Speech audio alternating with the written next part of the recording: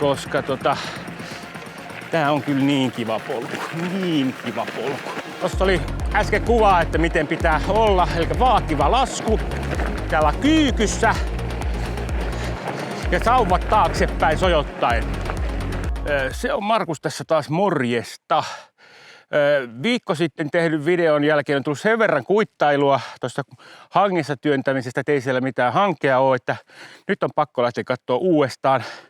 Oli toki 24 ja 23 ja lämmintä sen jälkeen, että kyllähän noin varmaan suli, mutta nyt samalle reitille kuin viikko sitten ja katsotaan kuin käypi. Tämähän oli aivan umpihankea viimeksi, mutta ei tämä enää. Katsotaan nyt, päästäisikö, käydään katsomassa, että miltä siellä näyttäisi toi Kellostapulin kuru, että pääseekö sieltäkin jo läpi. Eli tää polku menee nyt ensin Kellokkaalle. Lähdettiin tältä alhaalta. Toki pääsis myöskin pyörätietä pitkin, mutta onhan se nyt aina kivempiä ja tämmöstä kiviröykkiötä kuin asfalttia. Ja aika kovan näköistä. Mennään täältä. Tosta päästään.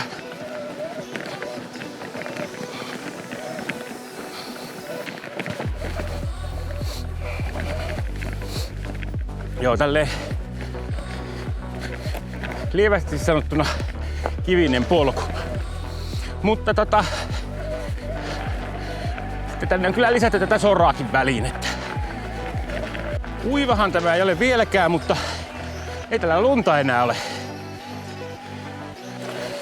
Ajetaan hitaasti, ettei tarvitse niin paljon fillaria pestä eikä vaatteet likaannu.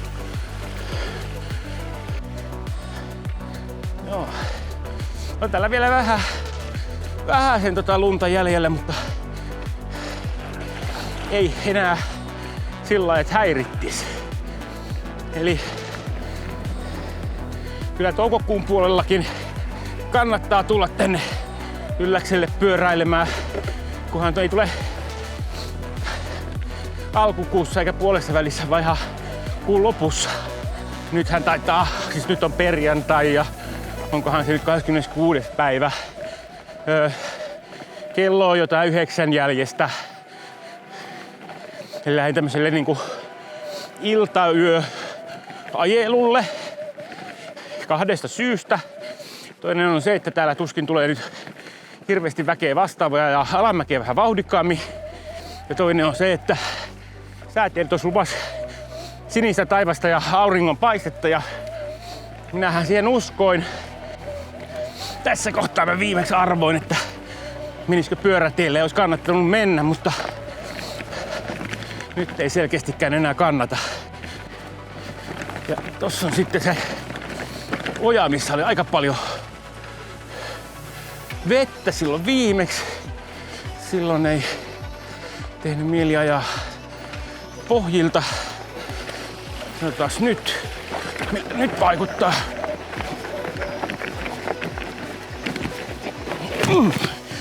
Ei ihan mennyt. Lähti tänne saada vähän vauhtia siihen, eikä lähteä tuosta alta.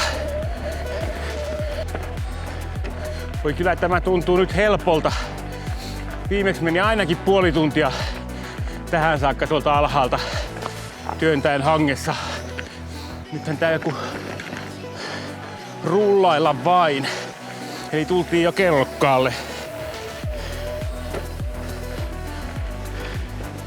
Ja tällä kertaa en lähde asfaltille, vaan lähden suoraan tonne Varkaankurua kohti. Mennään tätä polkureittiä pitkin sinne.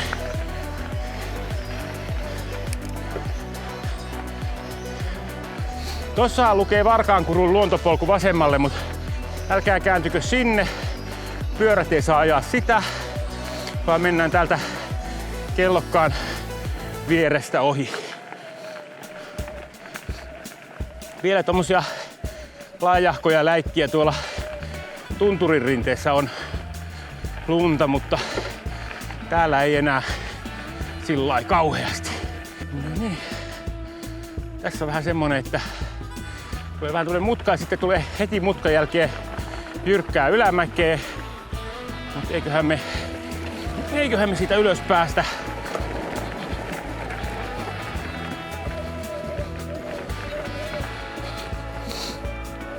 Olisi saattanut jäädä ilman sähköjä nousematta. No niin, katsotaan sitten Varkaankuru. Mennään sinne. Eli täällähän siis kansallispuiston puolella niin pyörällä saa ajaa näitä merkattuja reittejä. Sitten osalle reiteistä on merkattu, että pyöräily kielletty. Niin niille ei sitten tietystikään ei saa mennä. Osa toki näistä, mitkä saattaa olla niin kuin kävelijöille merkattu ihan kohtuu helpoksi, niin ei välttämättä sitä ole pyörälle, jos on ihan kauheasti kivikkoa. Mutta nämä lähiseudun, niin nämä alkaa olla aika pitkälti sorastettuja. Eli hyvin pääsee kulkemaan. Oi, kyllä tämä käsittämätöntä, miten viikossa tapahtuu ihmeitä. Silloin kun viimeksi kun olin, niin ei täällä ollut mitään toivetta ajaa. Mutta Lapin kevät on lyhyt. Se on noin 2 viikkoa ja siinä lähtee lumet ja tulee puihin lehdet.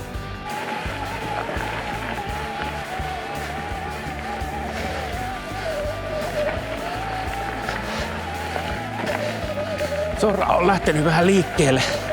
Ei pahasti kuitenkaan. Ja tässä vaiheessa viime kerralla olin valmis juomaan purovettä ja joinkin. Eikä se ollut ihan paras valinta.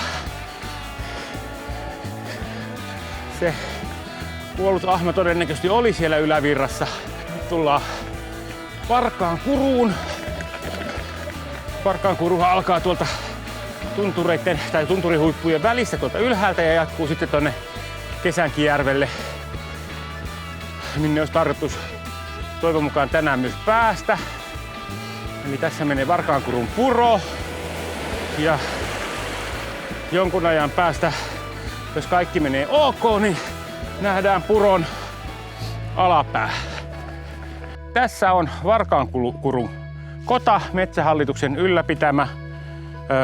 Tuolta löytyy kauempaa vessat ja sitten tosta löytyy puut tuosta liiteristä siitä. Ja sitten tuolta löytyy vielä tommonen tulistelupaikka.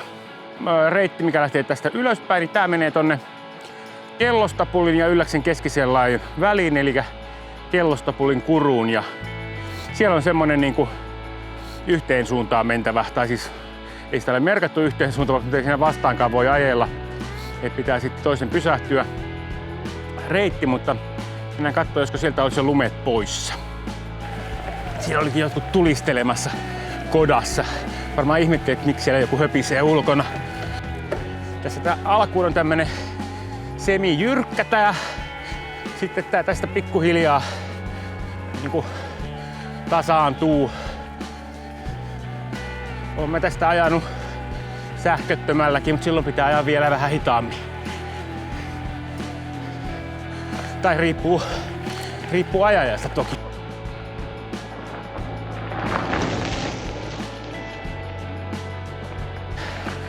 Täällä näkyy lunta. Tosta noi lumet, niin välillä on vielä elokuussakin siinä, mutta nyt näyttää kyllä niin vähältä, että saattaa olla, että lähtee jo ennen juhannusta.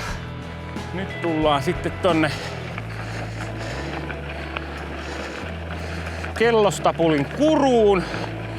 Ja nyt on mielenkiintoista nähdä, että mitenkä toi reitti nyt on, että onko se ajokelpoinen vai onko siellä lunta. Toivotaan, että on ajokelpoinen. Tää on todella mukava. Tää on ihan mahtava reitti.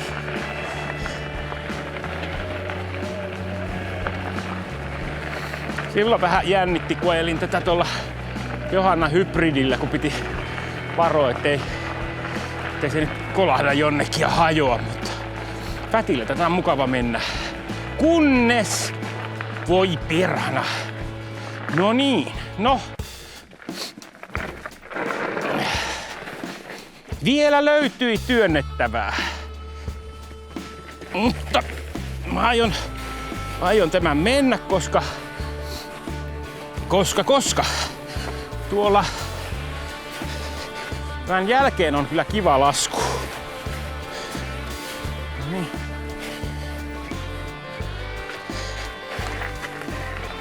No niin, sitä aivan turha kuittailla, että meikäläinen valittaa lumesta, vaikkei sitä olisi. On sitä. Tehän tän kans nyt on. Ei se auta kuule, kun hetki työnnellä ja katsoo, että kui tää jatkuu tuolta. Tämähän on siis semmonen kuru, missä sitten välillä talvella tulee lumivyöryä tähän, että tähän kertyy aika hyvin tätä lunta. Tää miltä näyttää. Alkaa näyttää paremmalta. Kyllä se tästä. No niin. Siellä on jo polun pätkää.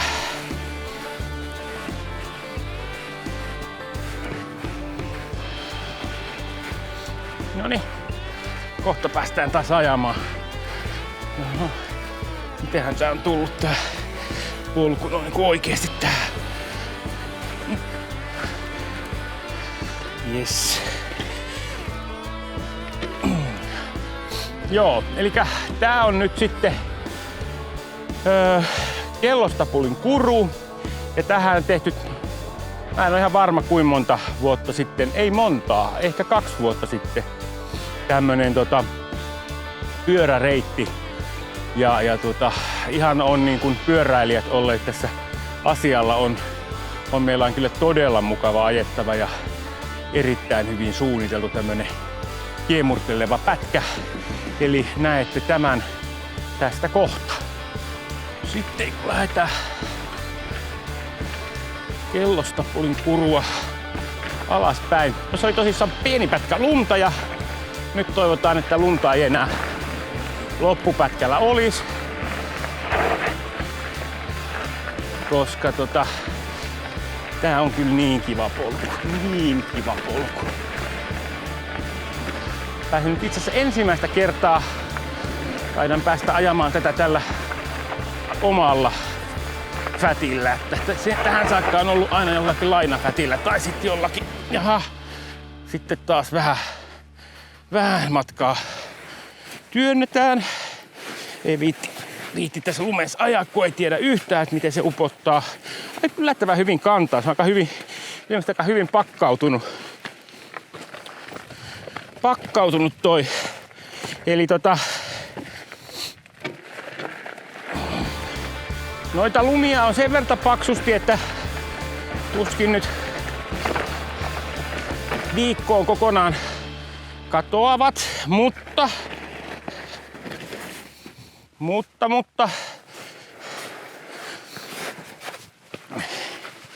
ei noita nyt niin pitkiä pätkiä ole. Ainakaan nyt kohta tietysti kiroan, että oli koko loppupätkä pelkkää hankea, mutta en usko.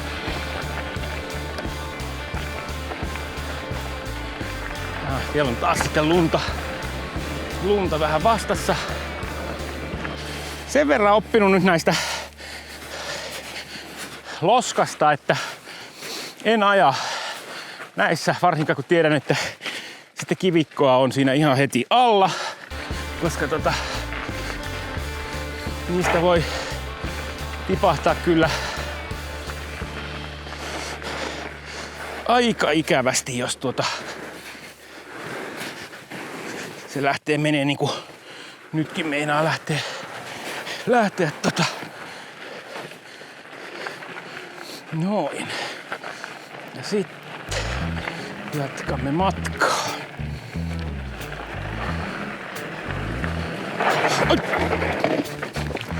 Siinähän nyt oppi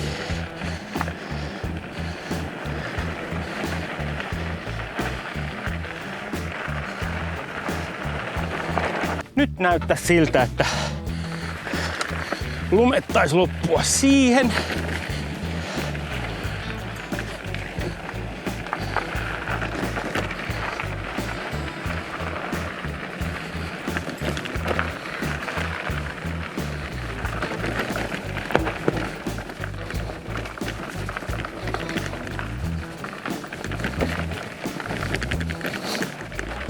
Joo, kyllä tää vain mukavampaa on mennä fatbikella tätä kuin semmosella hybridipyörällä,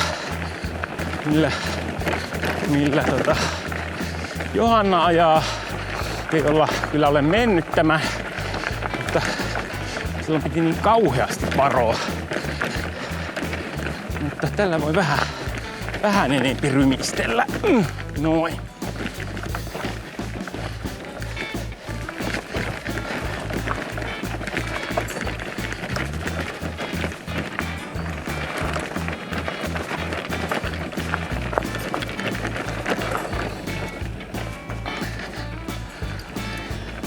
Yes. Tästä risteyksestä kääntyy sitten toiseen suuntaan niin Tuomikuru kahvikeilasta, sieltä pääsee sitten tonne Ylläsjärvelle. Sitten toiseen suuntaan lähtee Kesängin Keitaalle eli Äkäslompoloon. Jos tuulisi vähemmän ja aurinko paistaisi, niin lähtisin kuvaamaan tonne hetken matkaa tuosta ylöspäin, niin keskiyön aurinkoa, tulee ihan mahtavan näköisiä maisemia siihen. Nyt mä lähden mäkeä alas, joka on niin kuin, tää on ehkä niin kuin mun lempipaikkoja Ylläksellä, tämä kyseinen mäki. Tälleen näin niin kuin lumettomaan aikaan.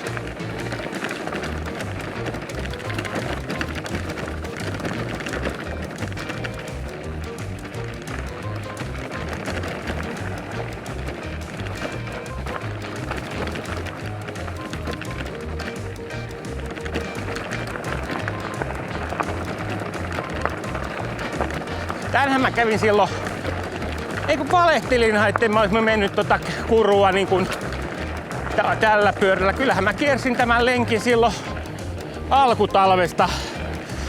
Silloin oli kans aika paljon lunta. Ei ollut niin kuin varsinaisesti ajettavissa kovinkin pitkiä pätkiä. Mutta tulipahan käytyä. Se löytyy sieltä jostakin. No, kun katsotte vanhoja videoita, niin semmonen se on. Sieltä en muista nyt nimeä sille, mutta taisi olla että Umpihangessa tai jotakin sellaista. Oi että, tää on niin kiva ajettava. Mä niin tästä tykkään. Johannahan tästä ei tykännyt silloin kun käytiin Ylläksen ympäri videolla tämä ajamassa syksyllä. Ei ollut ollenkaan mieleinen.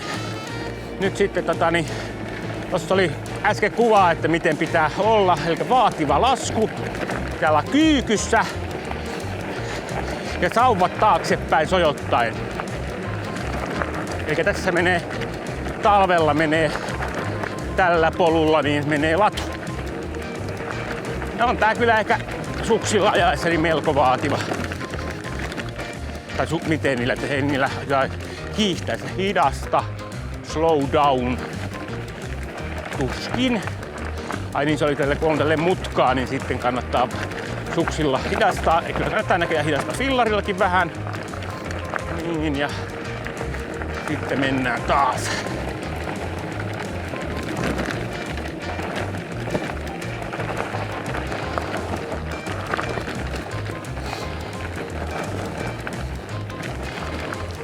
Tämähän sitten on niinku heinäkuussa ja ruskalla, niin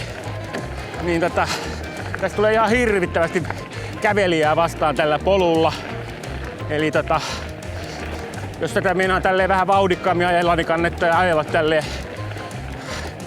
alkukesästä ja suht myöhään aikaan, niin ei ole niin paljon väkeä. Ja, on vähän vettä, hidastetaan ettei Tuossa kävi sunnuntai-iltana tommosen mukamas gravelilenkin tällä samalla fillarilla kylläkin meni.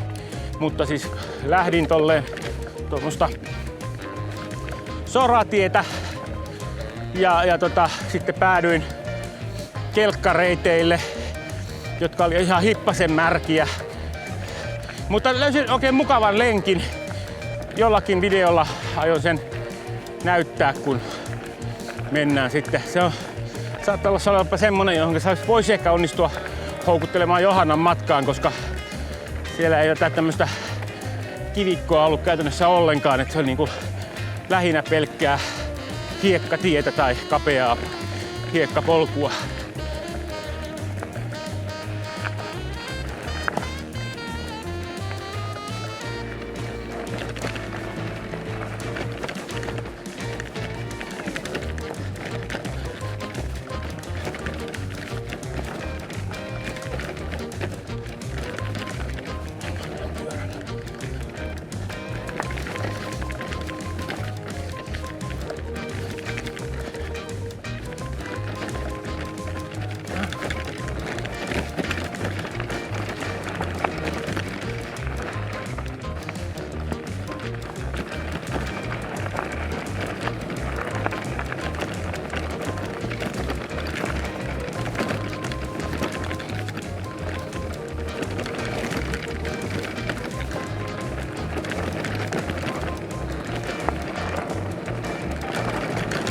Muistanutko, että oli näin mukavan pitkä tää mäki. Todella ihana. Ai että. Kyllä.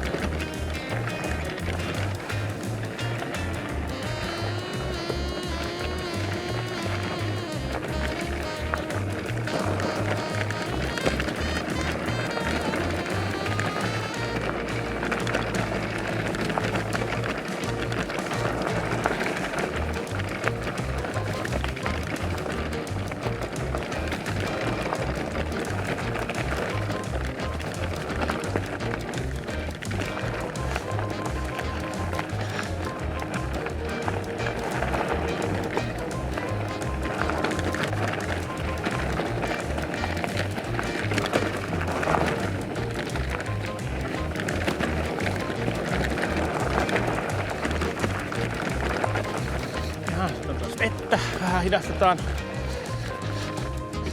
Noin.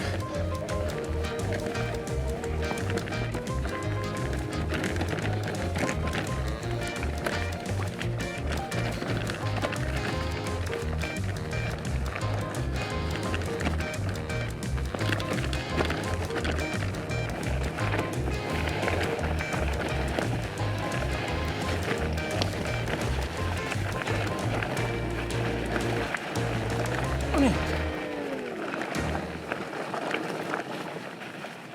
Nyt tultiin Kesänkijärvelle ja lähdetään Äkäslompoloa kohti.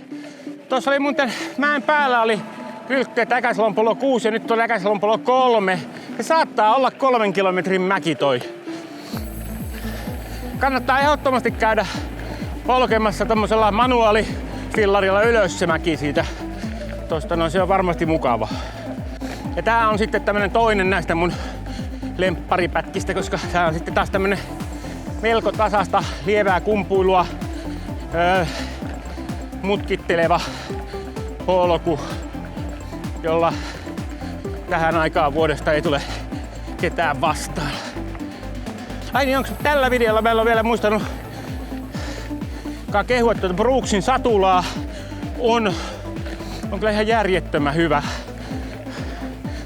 Kävin se sunnuntaina sen, mitähän se oli, 48 kilsaa ilman vaippahousuja, eikä tuntunut yhtään takapuolessa niin kuin olisi ollut missään.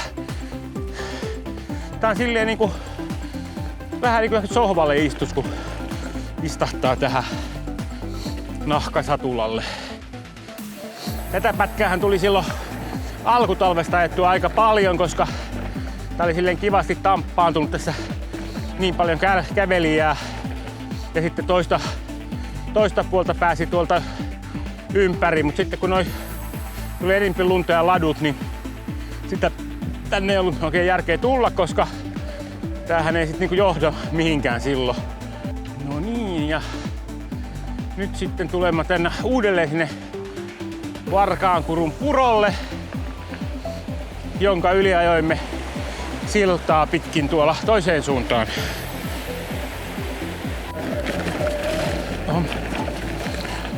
Taas hetken märkää. Kohta tää polku loppuukin.